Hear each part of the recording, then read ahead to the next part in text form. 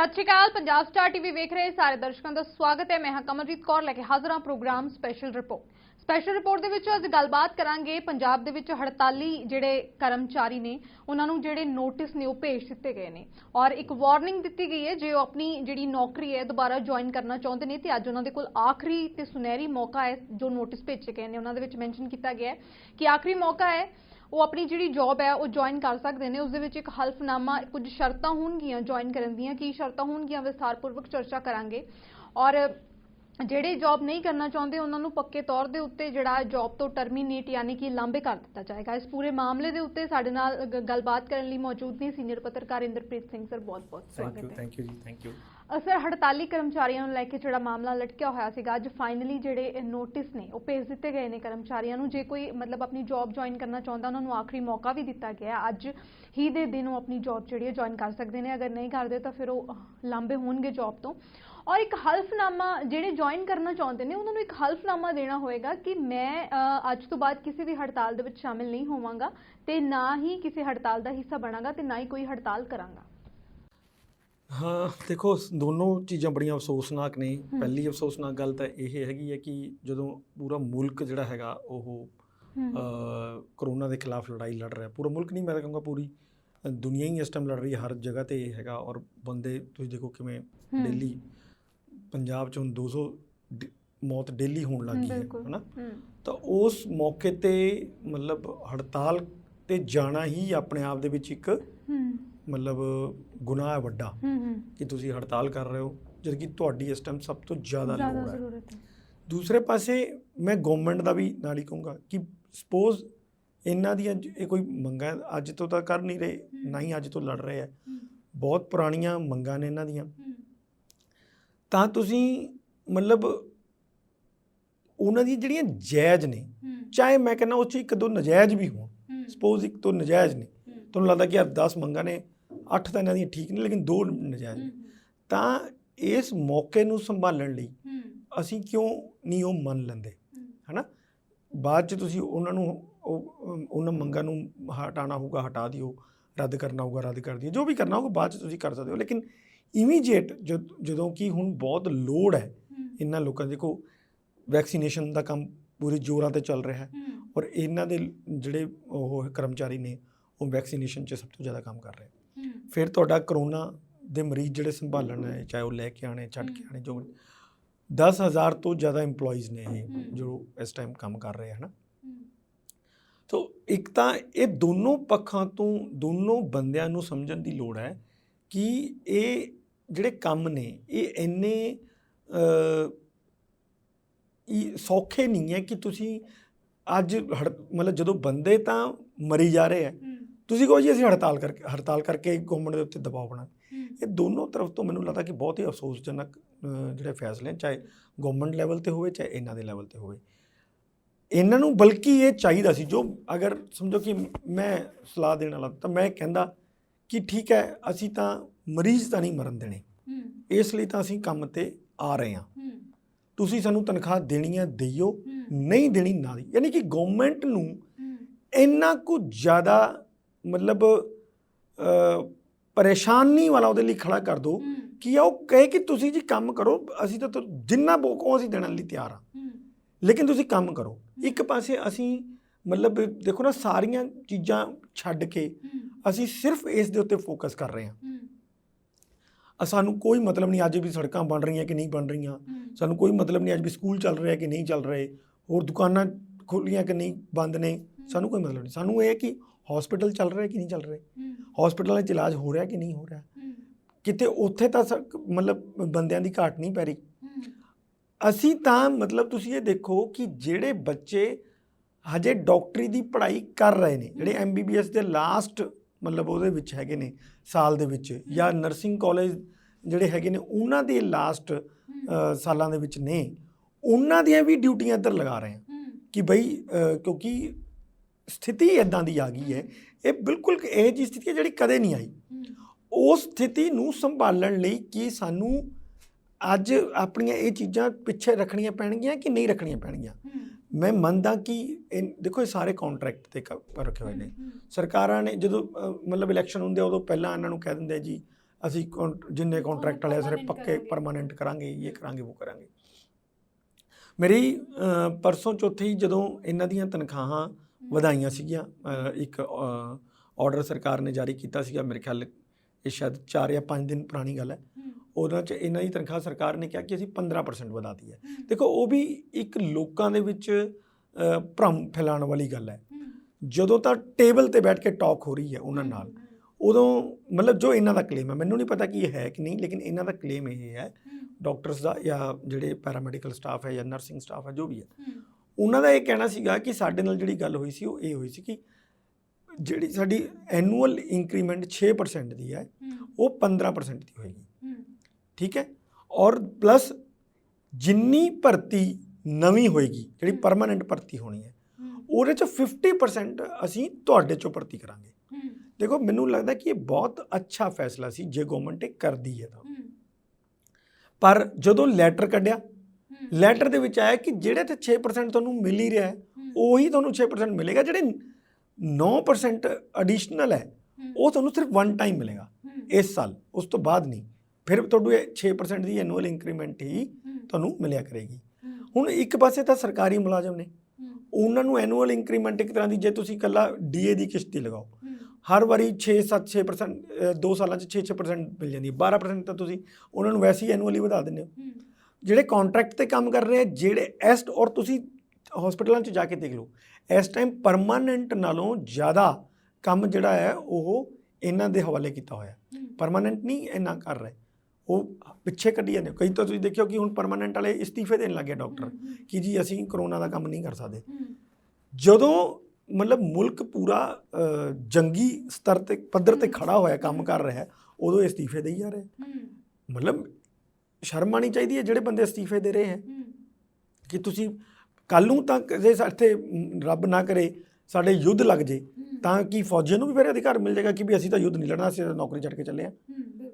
ਬਈ ਜਿਸ ਕੰਮ ਲਈ ਤੁਹਾਨੂੰ ਲਗਾਇਆ ਹੈ ਉਸ ਕੰਮ ਦਾ ਹੀ ਜੇ ਸੰਕਟ ਆ ਗਿਆ ਤਾਂ ਤੁਸੀਂ ਕਿਵੇਂ ਪਿੱਛੇ ਹਟ ਸਕਦੇ ਹੋ? ਇਹ ਪਿੱਛੇ ਨਹੀਂ ਨਾ ਹਟਿਆ ਜਾ ਸਕਦਾ। ਸੇਮ ਹੀ ਮੈਨੂੰ ਇਹ ਜਿਹੜਾ ਖਾਸ ਤੌਰ 'ਤੇ ਜਿਹੜੇ ਇਹ ਠੇਕੇ ਦੇ ਉੱਤੇ ਕੰਮ ਕਰ ਰਹੇ, ਇਹਨਾਂ ਨਾਲ ਵੀ ਉਨੀ ਹਮਦਰਦੀ। ਔਰ ਮੈਨੂੰ ਲੱਗਦਾ ਕਿ ਇਹ ਜਿਹੜਾ ਇਹਨਾਂ ਨੇ ਫੈਸਲਾ ਲਿਆ, ਦੇਖੋ ਜਿਹੜਾ ਤਾਂ ਤੁਸੀਂ ਕਿਹਾ ਵੀ ਹਲਫਨਾਮਾ ਜੋ ਦੇਣਾ ਉਹ ਬਹੁਤ ਡੇਂਜਰਸ ਹੈ। ਸਰਕਾਰ ਨੂੰ ਉਸ ਤਰ੍ਹਾਂ ਦਾ ਨਹੀਂ ਲੈਣਾ ਚਾਹੀਦਾ। ਤੁਸੀਂ ਹਾਂ ਉਸ 'ਤੇ ਕਰਨਾ ਹੈ, ਦੇਖੋ ਇਹ ਕॉन्ट्रैक्ट 'ਤੇ ਨੇ। ਸਰਕਾਰ ਜ਼ਿਆਦਾ ਕੀ ਕਹੇਗੀ ਕਿ ਅਸੀਂ ਕॉन्ट्रैक्ट ਨਿਊ ਨਹੀਂ ਕਰ ਰਹੇ। ਭਾਈ ਤੁਸੀਂ ਨਹੀਂ ਕਰਨਾ ਚਾਹੁੰਦੇ, ਹੜਤਾਲ ਕਰਨੇ ਤਾਂ ਜਾਓ ਕਰ ਆਪਣੇ, ਅਸੀਂ ਦੂਸਰੇ ਰੱਖ ਲੈਂਦੇ ਹਾਂ, ਕਿਉਂਕਿ ਉਹ ਵੀ ਕॉन्ट्रैक्ट 'ਤੇ ਹੀ ਰੱਖਣੇ ਨੇ। ਪਰ ਜਿਹੜਾ ਇਹ ਪਾਈ ਹੈ ਸ਼ਬਦ ਕਿ ਜੀ ਮੈਂ ਕਦੀ ਹੜਤਾਲ ਨਹੀਂ ਕਰੂੰਗਾ, ਨਾ ਕਿਸੇ ਹੜਤਾਲ ਦਾ ਹਿੱਸਾ ਬਣੂੰਗਾ, ਇਹ ਠੀਕ ਨਹੀਂ ਹੈ। ਇਹ ਉਹਦੇ ਮੌਲਿਕ ਅਧਿਕਾਰ ਨੇ। ਹੜਤਾਲ ਆਪਣੀ ਮੰਗਾਂ ਨੂੰ ਲੈ ਕੇ ਹੜਤਾਲ ਕਰਨਾ ਇਹ ਸਾਡੇ ਮੌਲਿਕ ਅਧਿਕਾਰਾਂ 'ਚ ਹੈ। ਤੁਸੀਂ ਉਹਨੂੰ ਕਿਵੇਂ ਹਟਾ ਸਕਦੇ ਹੋ? ਠੀਕ ਹੈ ਕਿ ਉਹ ਕੀ ਨਾਮ ਹੈ ਕॉन्ट्रैक्ट 'ਤੇ ਨੇ, ਇਸ ਕਰਕੇ ਤੁਸੀਂ ਉਹਨਾਂ ਦੇ ਉੱਤੇ ਕਰੋ ਕਿ ਇਹ ਸਥਿਤੀ ਤੁਸੀਂ ਪਰਮਾਨੈਂਟ ਵਾਲਿਆਂ 'ਤੇ ਕਿਉਂ ਨਹੀਂ ਲਾਗੂ ਕੀਤੀ ਹੋਈ? ਪਰ ਅੱਜ ਸਾਰੇ ਪਟਵਾਰੀ ਹੜਤਾਲ 'ਤੇ ਚਲੇ ਗਏ 1 ਹਫ਼ਤੇ ਲਈ, 17 ਤਰੀਕ ਨੂੰ ਉਹਨਾਂ ਨੇ ਜੁਆਇਨ ਕਰਨਾ ਹੈ, ਉਹਨਾਂ 'ਤੇ ਕਿਉਂ ਨਹੀਂ ਲਾਗੂ ਕਰ ਰਹੇ ਹਾਲ ਕਿ ਉਹ ਰੈਗੂਲਰ ਨੇ? ਇਸ ਕਰਕੇ ਜਿਹੜੀ ਸਭ ਤੋਂ ਵੱਡੀ ਸਾਡੀ ਤਰਾਸਦੀ ਹੁੰਦੀ ਜਾ ਰਹੀ ਹੈ ਸਰਕਾਰਾਂ ਦੇ ਵਿੱਚ, ਉਹ ਇਹੀ ਹੁੰਦੀ ਜਾ ਉਹਦਾ ਜਿਹੜਾ ਇਹ ਹੋ ਕਿਉਂ ਰਿਹਾ, ਉਹਦੇ ਲਈ ਵੀ ਮੈਂ ਇਹਨਾਂ ਨੂੰ ਹੀ ਉੱਤਰਦਾਈ ਠਹਿਰਾਊਂਗਾ। ਲੇਕਿਨ ਮੈਂ ਅੱਜ ਵੀ ਇਸ ਗੱਲ ਨੂੰ ਮੰਨਣਾ ਕਿ ਜਦੋਂ ਪੈਂਡੇਮਿਕ ਚੱਲ ਰਿਹਾ ਹੈ ਉਹਦੇ ਵਿੱਚ ਹੜਤਾਲ ਕਰਨਾ ਬਹੁਤ ਵੱਡਾ ਗੁਨਾਹ ਹੈ। ਖਾਸ ਤੌਰ 'ਤੇ ਤੁਸੀਂ ਦੇਖੋ ਵੀ ਹੁਣ ਰੈਵਨਿਊ ਵਾਲੇ ਜਿਵੇਂ ਹੜਤਾਲ 'ਤੇ ਚਲੇ ਗਏ, ਤੁਸੀਂ ਉਹਨਾਂ ਨੂੰ ਤਾਂ ਬਿਲਕੁਲ ਨਹੀਂ ਕਿਹਾ ਕਿ ਅਸੀਂ ਤੁਹਾਡੇ 'ਤੇ ਵੀ ਇਹ ਲਾਵਾਂਗੇ ਵੀ ਤੁਸੀਂ ਸਾਨੂੰ ਹਲਫਨਾਮਾ ਦਿਓ। ਇਹ ਵਾਲਾ ਉਹ ਵੀ ਤਾਂ ਕੰਮ ਕਰ ਹੀ ਰਹੇ ਨੇ। ਇਹਦਾ ਕੰਮ ਇੰਨਾ ਵੱਧ ਗਿਆ ਕਰੋਨਾ ਦਾ ਕਿ ਅਧਿਆਪਕਾਂ ਦੀਆਂ ਡਿਊਟੀਆਂ ਲਾਉਣੀਆਂ ਪੈ ਰਹੀਆਂ ਨੇ। ਸਾਨੂੰ ਹੋਰ ਜਿਹੜੇ ਇਹਨਾਂ ਨੇ ਇੱਕ ਲੈਟਰਸ ਹੋਰ ਵੀ ਡਿਪਾਰਟਮੈਂਟਾਂ ਨੂੰ ਕੱਢੇ ਵੀ ਜਿੰਨਾ ਡਿਪਾਰਟਮੈਂਟਾਂ ਕੋਲੇ ਅੱਜ ਕੰਮ ਨਹੀਂ ਹੈਗੇ ਉਹ ਡਿਪਾਰਟਮੈਂਟ ਵੀ ਇੱਧਰ ਕੰਮ ਕਰਨ, ਉਹਨਾਂ ਦੇ ਮੁਲਾਜ਼ਮ ਕੰਮ ਕਰਨ। ਹੁਣੀ 6th ਪੇ ਕਮਿਸ਼ਨ ਦੀ ਰਿਪੋਰਟ ਆਈ ਹੈ, ਉਹ ਤਾਂ ਇਹਨਾਂ ਨੂੰ ਪੂਰੀ ਫੁੱਲ ਚਾਹੀਦੀ ਹੈ। ਇਸ ਤੋਂ ਪਹਿਲਾਂ ਦੀ ਵੀ ਕੀ ਘਾਟ ਹੈ ਵੀ ਕੀ ਸਰਕਾਰੀ ਕਰਮਚਾਰੀਆਂ ਨੂੰ ਕੋਈ ਪੈਸੇ ਦੀ ਇਸ ਟਾਈਮ ਕਮੀ ਹੈ, ਉਹਨਾਂ ਦੀ ਤਨਖਾਹਾਂ 'ਚ ਕੋਈ ਘਾਟ ਹੈ? 3500 ਕਰੋੜ ਰੁਪਏ ਦਾ ਬੋਝ ਪਏਗਾ ਇਹ ਪੜਨ ਨਾਲ। ਪਏਗਾ ਕਿਹਨਾਂ ਦੇ ਉੱਤੇ? ਉਹ ਪਏਗਾ ਆਮ ਉਹਨਾਂ ਲੋਕਾਂ ਦੇ ਉੱਤੇ ਜਿਨ੍ਹਾਂ ਲੋਕਾਂ ਦੀ ਨੌਕਰੀਆਂ ਜਾ ਰਹੀਆਂ ਨੇ ਪੈਂਡੈਮਿਕ ਕਰਕੇ, ਜਿਨ੍ਹਾਂ ਦੇ ਵਪਾਰ ਧੰਦੇ ਬੰਦ ਹੋ ਚੁੱਕੇ ਨੇ ਇਸ ਮਹਾਮਾਰੀ ਕਰਕੇ, ਜਿਹੜੇ ਮਤਲਬ ਰੋਜ਼ ਕਮਾ ਕੇ ਸ਼ਾਮ ਨੂੰ ਰੋਟੀ ਖਾਂਦੇ ਸੀ ਉਹਨਾਂ ਕਰਕੇ, ਉਹਨਾਂ ਦੀਆਂ ਤਾਂ ਜਾ ਰਹੀਆਂ ਨੇ। ਇਹ 3500 ਕਰੋੜ ਤੁਸੀਂ ਪੂਰਾ ਕਰਨ ਵਾਸਤੇ ਨਵੇਂ ਟੈਕਸਸ ਲਗਾਓਗੇ, ਲੱਗਣਗੇ ਉਹਨਾਂ ਦੇ ਉੱਤੇ। ਤਾਂ ਮਤਲਬ ਤੁਸੀਂ ਉੱਥੇ ਇਹ ਇੰਬੈਲੈਂਸ ਕਰੀ ਜਾ ਰਹੇ ਹੋ। ਜਿਹੜੇ ਕੰਟਰੈਕਟ ਤੇ ਹੈਗੇ ਨੇ ਉਹਨਾਂ ਦੇ ਉੱਤੇ ਤੁਸੀਂ ਇਸ ਕਿਸਮ ਦੇ ਇਹ ਲਗਾਤੇ ਵੀ ਤੁਸੀਂ ਕੰਡੀਸ਼ਨਸ ਲਗਾਈ ਜਾ ਰਹੇ ਹੋ। ਤੇ ਇਹ ਮੈਨੂੰ ਲੱਗਦਾ ਕਿ ਦੋਨੋਂ ਜਿਹੜੀਆਂ ਚੀਜ਼ਾਂ ਹੈਗੀਆਂ ਨੇ ਇਹ ਬਿਲਕੁਲ ਸਰਾਸਰ ਧੱਕਾ ਹੈ ਦੋਨੋਂ ਤਰਫ ਤੋਂ। ਇਹਨਾਂ ਨੂੰ ਮਰੀਜ਼ਾਂ ਦਾ ਇਹ ਮਰੀਜ਼ਾਂ ਨਾਲ ਧੱਕਾ ਕਰ ਰਹੇ ਨੇ। ਦੇਖੋ ਅੱਜ ਇਹਨਾਂ ਦੇ ਹੜਤਾਲ ਤੇ ਜਾਣ ਦੀ ਵਜ੍ਹਾ ਕਰਕੇ ਮੰਨ ਲਓ ਇੱਕ ਬੰਦਾ ਵੀ ਮਰ ਜਾਂਦਾ, ਸਪੋਜ਼ ਇੱਕ ਬੰਦਾ ਵੀ ਮਰ ਜਾਂਦਾ, ਉਹਦੀ ਮੌਤ ਦਾ ਜ਼ਿੰਮੇਵਾਰ ਕੌਣ ਹੋਊਗਾ? ਇਹ ਉਹ ਬੰਦੇ ਜਿਹੜੇ ਹੜਤਾਲ ਕਰਕੇ ਬੈਠ ਗਏ ਜਾਂ ਉਹ ਬੰਦੇ ਜੋ ਇਹਨਾਂ ਦੀ ਗੱਲ ਨਹੀਂ ਮੰਨ ਰਹੇ, ਹੈ ਨਾ? ਦੋਨੋਂ ਇੱਕ ਦੂਜੇ ਤੋਂ ਤਾਂ ਬਲੇਮ ਕਰਨਗੇ ਨਾ। ਇਹ ਕਹਿਣਗੇ ਵੀ ਸਰਕਾਰ ਸਾਡੀ ਗੱਲ ਨਹੀਂ ਸੀ ਮੰਨ ਰਹੀ, ਅਸੀਂ ਇਸੇ ਕਰਕੇ ਹੜਤਾਲ ਕੀਤੀ। ਸਰਕਾਰ ਨੇ ਕਹਿਣਾ ਵੀ ਇਹ ਇੰਨਾ ਵੱਡਾ ਮਹਾਮਾਰੀ ਚੱਲ ਰਹੀ ਹੈ, ਇਹ ਉਹਦੇ ਵਿੱਚ ਸਾਨੂੰ ਹੜਤਾਲ ਕਰਕੇ ਸਾਨੂੰ ਬਲੈਕਮੇਲ ਕਰ ਰਹੇ ਹੈ। ਸੋ ਦੋਨੋਂ ਨੂੰ ਸਥਿਤੀਆਂ ਸਮਝਣੀਆਂ ਚਾਹੀਦੀਆਂ ਨੇ। ਇਹ ਕੋਈ ਬਹੁਤੀ ਸੁਖਦ ਸਥਿਤੀ ਨਹੀਂ ਹੈ, ਬਹੁਤ ਦੁਖਦ ਸਥਿਤੀ ਹੈ। 250 ਬੰਦਾ ਸਾਡਾ ਡੇਲੀ ਦਾ ਮਰ ਰਿਹਾ, 10-10 ਹਜ਼ਾਰ ਬੰਦਾ ਸਾਡਾ ਵੈਂਟੀਲੇਟਰ ਜਾਂ ਆਕਸੀਜਨ ਸਪੋਰਟ ਤੇ ਲੱਗਿਆ ਹੋਇਆ ਹੈ, ਔਰ ਉਸ ਸਮੇਂ ਤੁਸੀਂ ਹੜਤਾਲਾਂ ਕਰ ਰਹੇ ਹੋ ਜਾਂ ਸਰਕਾਰ ਉਹਨਾਂ ਨੂੰ ਹੜਤਾਲਾਂ ਕਰਨ ਤੇ ਮਜਬੂਰ ਕਰ ਰਹੀ ਹੈ। ਇਹ ਸੇਮ ਉਸੇ ਤਰ੍ਹਾਂ ਦੇ ਜਿਸ ਤਰ੍ਹਾਂ ਸਾਡੇ ਕਿਸਾਨ ਹੜਤਾਲ ਤੇ ਬੈਠੇ ਨੇ। ਹੁਣ ਪੈਂਡੈਮਿਕ 'ਚ ਇੰਨੇ ਕਿਸਾਨ ਮਰ ਰਹੇ ਨੇ ਜਿਹਦਾ ਕੋਈ ਆ ਹੀ ਨਹੀਂ ਰਿਹਾ। ਉਹ ਕਹਿ ਰਹੇ ਵੀ ਸਾਨੂੰ ਤਾਂ ਕਰੋਨਾ ਹੋਣੀ, ਟਰਾਲੀਆਂ ਦੀ ਟਰਾਲੀਆਂ ਭਰ ਕੇ ਜਾ ਰਹੀਆਂ ਨੇ। ਹੁਣ ਉੱਧਰੋਂ ਵੀ ਟਰਾਲੀਆਂ ਭਰ ਕੇ ਹੀ ਆ ਰਹੀਆਂ ਨੇ ਜਿਹੜੇ ਬੰਦੇ ਮਰੀ ਜਾ ਰਹੇ ਨੇ। ਮੈਨੂੰ ਤਾਂ ਜਸਟ ਹੁਣੀ 5 ਮਿੰਟ ਪਹਿਲਾਂ ਜਦੋਂ ਮੈਂ ਇਸ ਸਟੂਡੀਓ 'ਚ ਤੁਹਾਡੇ ਆਇਆ ਤਾਂ ਆਇਆ ਕਿ ਜਿਹੜਾ ਬੰਦਾ ਉੱਥੇ ਸਾਡਾ ਬੈਠਾ ਸੀਗਾ ਬਿਲਕੁਲ ਕੁੰਡਲੀ ਬਾਰਡਰ ਦੇ ਬਿਲਕੁਲ ਪਹਿਲੀ ਮੂਰਲੀਆਂ ਕਤਾਰਾਂ 'ਚ ਬੈਠੇ ਸੀਗੇ, ਉਹਨਾਂ 'ਚੋਂ ਇੱਕ ਡੈਥ ਹੋ ਗਈ। ਉਹ ਮੇਰੇ ਬਿਲਕੁਲ ਪੜੋਸ ਦਾ ਸੀ। ਹੁਣ ਇਹ ਸਥਿਤੀਆਂ ਇੱਦਾਂ ਦੀਆਂ ਹੈ ਹੀ ਨਹੀਂ ਕਿ ਅਸੀਂ ਸਾਰੇ ਬਹੁਤ ਅਵੇਸਲੇ ਹੋ ਜਾਈਏ। ਸਾਨੂੰ ਸਾਰਿਆਂ ਨੂੰ ਇਕਜੁੱਟ ਹੋ ਕੇ ਹੀ ਲੜਨਾ ਪਊਗਾ। ਇਹ ਜਿੰਨੇ ਫਾਰਮਾਸਿਸਟ ਹੈਗੇ ਨੇ ਜਾਂ ਜਿੰਨੇ ਵੀ ਪੈਰਾਮੈਡੀਕਲ ਸਟਾਫ ਹੈ, ਚਾਹੇ ਡਾਕਟਰ ਹੈ, ਉਹਨਾਂ ਨੂੰ ਆਪਣੀ ਜਿੱਦ ਛੱਡਣੀ ਪਏਗੀ। ਮੈਂ ਤਾਂ ਕਹਿ ਰਿਹਾ, ਮੈਂ ਤਾਂ ਕਹਿੰਦਾ ਵੀ ਜੇ ਉਹ ਇਹ ਆਫਰ ਕਰਦੇ ਨੇ ਅਸੀਂ ਤਨਖਾਹ ਹੀ ਨਹੀਂ ਲੈਣੀ, ਅਸੀਂ ਕੰਮ ਕਰਦੇ ਹਾਂ, ਤਾਂ ਫਿਰ ਸਰਕਾਰ ਕੋਲ ਕੀ ਹੋਊਗਾ ਕਰਨ ਵਾਸਤੇ? ਕੋਈ ਸਰਕਾਰ ਇਹੋ ਜਿਹੀ ਹੋ ਸਕਦੀ ਹੈ ਜਿਹੜੀ ਇਹਨਾਂ ਨੂੰ ਬਿਨਾਂ ਉਸ ਤੇ ਤਨਖਾਹ ਤੇ ਕੰਮ ਕਰਵਾ ਲੇ ਇਹਨਾਂ ਤੋਂ, ਉਹ ਵੀ ਮਹਾਮਾਰੀ ਦਾ। ਜੇ ਸਰਕਾਰ ਤੇ ਦਬਾਅ ਪਾਉਣਾ ਸੀ ਤਾਂ ਇਸ ਤਰ੍ਹਾਂ ਦੀ ਗਾਂਧੀਗਿਰੀ ਕਰਕੇ ਵੀ ਦਬਾਅ ਬਣਾਇਆ ਜਾ ਸਕਦਾ, ਜਿਹਦਾ ਅਸਰ ਵੀ ਹੁੰਦਾ ਹੈ। ਅਸਰ ਕੀ ਹੋਊਗਾ ਕਿ ਉਹਨਾਂ ਲੋਕਾਂ ਤੇ ਵੀ ਦੇਖੋ ਤਨਖਾਹ ਛੱਡ ਰਹੇ ਨੇ ਪਰ ਮਰੀਜ਼ਾਂ ਨੂੰ ਨਹੀਂ ਛੱਡ ਰਹੇ। ਇਹ ਸਰਕਾਰ ਨੂੰ ਇਸ ਤੇ ਜਵਾਬ ਦੇਣਾ ਔਖਾ ਹੋ ਜਾਣਾ ਸੀਗਾ ਜੇ ਇਸ ਤਰ੍ਹਾਂ ਦਾ ਅਪਣਾਉਂਦੇ। ਇਹਨਾਂ ਦਾ ਤਰੀਕਾ ਮੈਨੂੰ ਲੱਗਦਾ ਕਿ ਠੀਕ ਨਹੀਂ ਹੈਗਾ। ਤੁਸੀਂ ਮਰੀਜ਼ਾਂ ਨੂੰ ਮਰਦੇ ਹੋਏ ਨਹੀਂ ਛੋੜ ਸਕਦੇ। ਇਹ ਬਹੁਤ, ਕਿਉਂਕਿ ਮੈਂ ਸਮਝਦਾ ਕਿ ਇਹ ਇਹਨਾਂ ਲੋਕਾਂ ਦੀ ਪ੍ਰਾਇਮਰੀ ਡਿਊਟੀ ਹੈ। ਫਿਰ ਲੋਕ ਇਹਨਾਂ ਨਾਲ ਖੜਨਗੇ ਕਿ ਜਿਹੜੇ ਬੰਦੇ ਯਾਰ ਸੰਕਟ ਦੇ ਸਮੇਂ ਆਪਣੀ ਤਨਖਾਹਾਂ ਨੂੰ ਸਾਈਡ ਤੇ ਕਰਕੇ ਸਾਡੀਆਂ ਜਾਨਾਂ ਲਈ ਖੜ ਗਏ, ਉਹ ਸਾਡੇ ਲਈ ਸਭ ਤੋਂ ਜ਼ਰੂਰੀ ਨੇ। ਅਸੀਂ ਉਹਨਾਂ ਦੇ ਘਰਦਿਆਂ ਨੂੰ ਕੋਈ ਪਰੇਸ਼ਾਨੀ ਨਹੀਂ ਹੋਣ ਦੇਵਾਂਗੇ। ਸਰਕਾਰ ਨੂੰ ਤਾਂ ਜਵਾਬ ਦੇਣਾ ਹੀ ਔਖਾ ਹੋ ਜਾਣਾ ਸੀਗਾ। ਇਹ ਮੈਨੂੰ ਲੱਗਦਾ ਕਿ ਤਰੀਕਾ ਇਹਨਾਂ ਦਾ ਗਲਤ ਹੈ।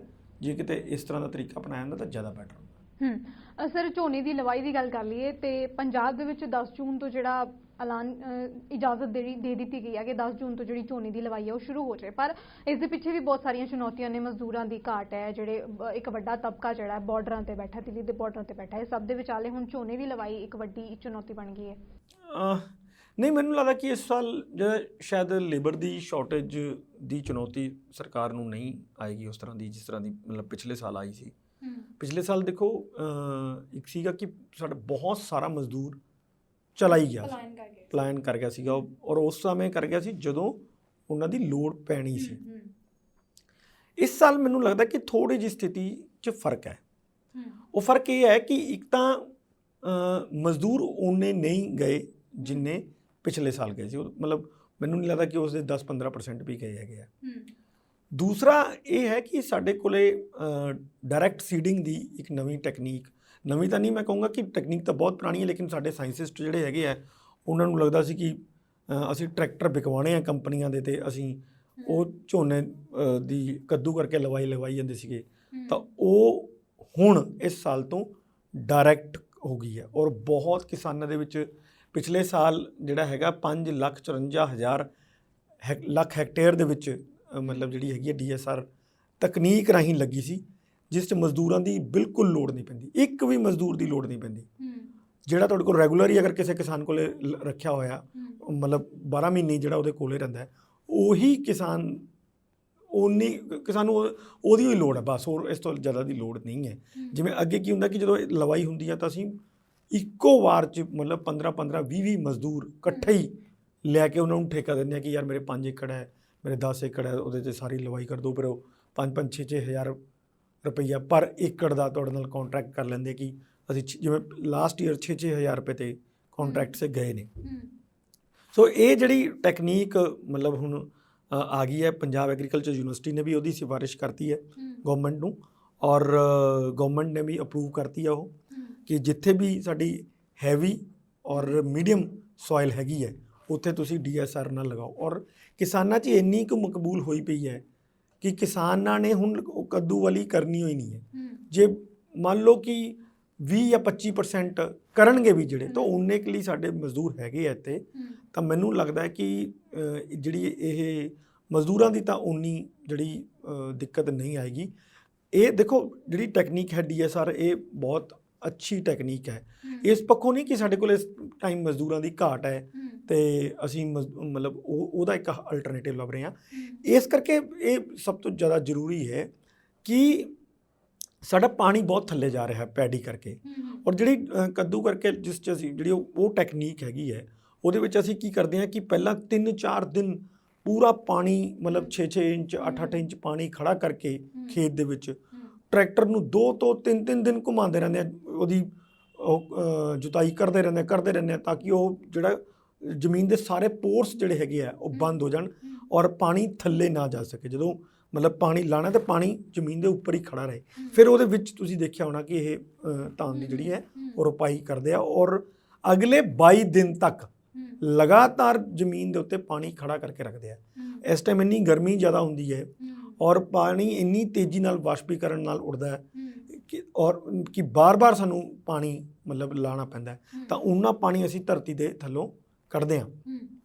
ਤਾਂ ਇਹ ਲੇਕਿਨ ਜਿਹੜੀ ਟੈਕਨੀਕ ਹੈਗੀ ਹੈ, ਜਿਹੜੀ ਮੈਂ ਡਾਇਰੈਕਟ ਸੀਡਿੰਗ ਦੀ ਗੱਲ ਕਰ ਰਹੇ ਹਾਂ, ਡਾਇਰੈਕਟ ਸੀਡਿੰਗ ਰਾਈਸ ਜਿਹੜਾ ਹੈਗਾ ਉਹ ਬਿਲਕੁਲ ਇਹ ਸਾਰੀ ਤੋਂ ਮੁਕਤ ਹੈਗਾ। ਉਹਦੇ ਵਿੱਚ ਟੋਟਲ ਸਾਰੇ ਸੀਜ਼ਨ ਦੇ ਵਿੱਚ ਹੀ 4 ਤੋਂ 5 ਵਾਰੀ ਪਾਣੀ ਲੱਗਦਾ, ਤੇ ਉਹ ਮਤਲਬ ਯਾਨੀ ਕਿ ਜੇ 4 ਤੋਂ 5 ਵਾਰੀ ਪਾਣੀ ਲੱਗਣ ਦਾ ਮਤਲਬ ਹੈ ਕਿ ਪਾਣੀ ਦੀ ਖਪਤ ਹੀ ਸਾਡੀ 20-25% ਰਹਿ ਜਾਂਦੀ ਹੈ। ਯਾਨੀ ਕਿ ਅਸੀਂ 70-75% ਪਾਣੀ ਸੇਵ ਕਰ ਲੈਂਦੇ ਹਾਂ।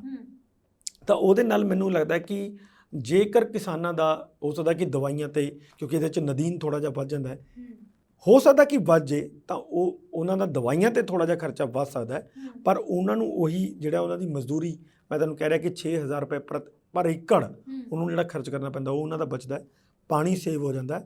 ਸਾਡੀ ਇਲੈਕਟ੍ਰਿਸਿਟੀ ਜਿਹੜੀ ਹੈਗੀ ਹੈ ਗਵਰਨਮੈਂਟ ਦੀ ਉਹ ਬਚਦੀ ਹੈ। ਕਿੰਨੀ ਅਸੀਂ 7-7 ਹਜ਼ਾਰ ਕਰੋੜ ਰੁਪਇਆ ਹੁਣ ਸਬਸਿਡੀ ਦਾ ਦੇ ਰਹੇ ਹਾਂ। ਮੈਨੂੰ ਲੱਗਦਾ ਕਿ ਜੇ ਇਹ ਟੈਕਨੀਕ ਅਪਣਾਉਣ ਨਾਲ ਸਾਡੀ ਉਨੀ ਕੀ ਅਨੁਪਾਤ ਦੇ ਵਿੱਚ ਬਿਜਲੀ ਘੱਟ ਖਪਤ ਹੋਏ ਤਾਂ ਸਾਡਾ 2-3 ਹਜ਼ਾਰ ਕਰੋੜ ਰੁਪਈਆ ਤਾਂ ਉੱਥੇ ਵੀ ਬਚ ਸਕਦਾ ਹੈਗਾ। ਗਵਰਨਮੈਂਟ ਵੀ ਇਸ ਗੱਲ ਦੀ ਕਿਸਾਨਾਂ ਦੀ ਮਦਦ ਕਰ ਸਕਦੀ ਹੈ। ਤਾਂ ਮੈਨੂੰ ਲੱਗਦਾ ਕਿ ਇਹ ਜ਼ਿਆਦਾ ਬੈਟਰ ਅਗਰ ਉਹ ਇਸ ਤਰੀਕੇ ਦੀ ਉਹ ਕਰ ਲੈਣ। ਇਹ ਜਿਹੜਾ ਤੁਸੀਂ ਕਹਿ ਰਹੇ ਹੋ ਕਿ ਲੇਬਰ ਦੀ ਸ਼ਾਰਟੇਜ ਹੋਏਗੀ, ਤਾਂ ਮੈਨੂੰ ਨਹੀਂ ਲੱਗਦਾ ਕਿ ਲੇਬਰ ਦੀ ਇਸ ਸਾਲ ਕੋਈ ਪ੍ਰੋਬਲਮ ਆਏਗੀ। ਬਹੁਤ ਬਹੁਤ ਸ਼ੁਕਰੀਆ ਸਾਡੇ ਨਾਲ ਜੁੜਨ ਲਈ। ਇਸ ਸਾਡੇ ਨਾਲ ਸੀਨੀਅਰ ਪੱਤਰਕਾਰ ਇੰਦਰਪ੍ਰੀਤ ਸਿੰਘ, ਜਿਨ੍ਹਾਂ ਦੇ ਨਾਲ ਅਸੀਂ ਪੰਜਾਬ ਦੇ ਭਗਦੇ ਮਸਲਿਆਂ ਦੇ ਬਾਰੇ ਗੱਲਬਾਤ ਕੀਤੀ, ਖਾਸ ਤੌਰ ਤੇ ਹੜਤਾਲੀ ਕਰਮਚਾਰੀਆਂ ਨੂੰ ਜਿਸ ਤਰੀਕੇ ਨਾਲ ਨੋਟਿਸ ਭੇਜੇ ਗਏ ਨੇ ਸਰਕਾਰ ਦੇ ਵੱਲੋਂ, ਹਲਫਨਾਮਾ ਕੁਝ ਸ਼ਰਤਾਂ ਦੇ ਨਾਲ ਉਹਨਾਂ ਦੀ ਜਿਹੜੀ ਵਾਪਸੀ ਹੈ ਹੋ ਸਕਦੀ ਹੈ, ਨਹੀਂ ਤੇ ਫਿਰ ਅੱਜ ਆਖਰੀ ਦਿਨ ਹੈ ਜੌਬ ਜੁਆਇਨ ਕਰਨ ਦਾ, ਉਸ ਤੋਂ ਬਾਅਦ ਜਿਹੜੀ ਜੌਬ ਹੈ ਹਮੇਸ਼ਾ ਲਈ ਲਾਂਭੇ ਹੋ ਜਾਣਗੇ। ਇਸ ਤੋਂ ਇਲਾਵਾ ਹੋਰ ਭਗਦੇ ਮਸਲਿਆਂ ਦੇ ਬਾਰੇ ਗੱਲਬਾਤ ਕੀਤੀ ਹੈ। ਫਿਰ ਹਾਜ਼ਰ ਹੋਵਾਂਗੇ। ਤੁਸੀਂ ਵੇਖਦੇ ਰਹੋ ਪੰਜਾਬ ਸਟਾਰ TV। ਧੰਨਵਾਦ।